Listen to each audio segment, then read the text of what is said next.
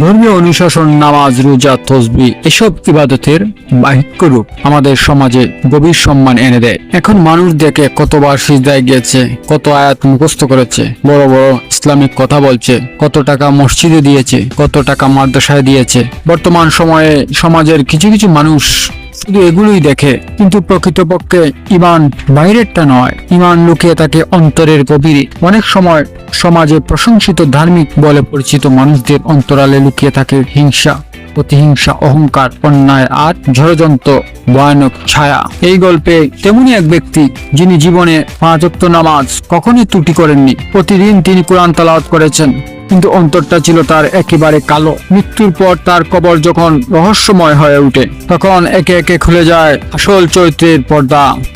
এমনই এক গল্প আমাদের মনে করিয়ে দেয়, আল্লাহ বাইরের রূপটা দেখেন না, অন্তরের সত্যিকারের অবস্থা দেখেন। প্রতিটা সিজদা, প্রতিটা দোয়া যদি হৃদয়ে পবিত্রতা না আনে, তবে আখিরাতে কোনো কাজে আসবে না। চলুন সেই অন্ধকার সত্যের গল্পটা দেখে আসি। একটি গ্রামের প্রতিটা মানুষ সালামত আলী সাহেবকে সম্মান করত। তিনি ছিলেন নামাজি, দাড়িওয়ালা, চোখে সুরমা সব সময় দিতেন, হাতে তসবিহ নিয়ে ঘোরাতেন। ওনার 5 ওয়াক্ত নামাজ একদিনও কাজা করতেন না। এলাকায় কোনো ইসলামিক মাহফিল হলে সবার আগে উপস্থিত হতেন এবং সব সময় ধর্মের আলোচনা করতেন। প্রায় মানুষদের বলতেন, দুনিয়া নিয়ে স্বল্প সময়ের জন্য চিন্তা করো এবং বেশি বেশি আখিরাতের জন্য ভাবো।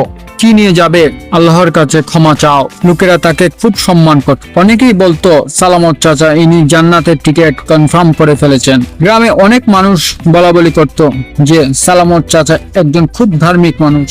মহিলারা তাদের বাচ্চাদের বলতো, সালামত চাচার মতো হও, দেখবে জীবন অনেক উন্নতি করতে পারবে। একদিন সকালে খবর এলো সালামত আলী চাচা ইন্তেকাল করেছে। গ্রামের মানুষের ভেতরে খুব দুঃখ, এত ভালো মানুষ আল্লাহ নিয়ে নিলেন। অনেকে বলে, ভালো মানুষদের আল্লাহ পৃথিবী থেকে আগে নিয়ে নেন। মানুষ দূর দূরান্ত থেকে আসছে শুধু ওনাকে একবার দেখার জন্য। কিন্তু যখন কবর খোঁড়া হলো, তখন শুরু হলো এক অদ্ভুত ঘটনা।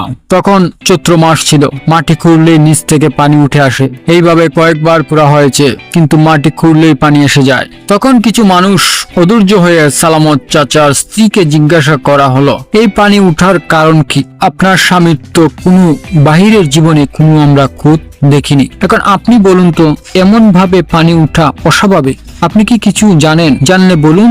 তখন ইমাম সাহেব এসে বললেন, যা লুকানো আছে বলেন, আমরা এই দুষ্ত্রুটির জন্য ওনার হয়ে আল্লাহর কাছে ক্ষমা চাইব। বৃদ্ধার স্ত্রী একটু থেমে বললেন, আপনারা যা দেখছেন তা ছিল বাইরের মুখোশ, আসল মুখোশটা ছিল একদম আলাদা।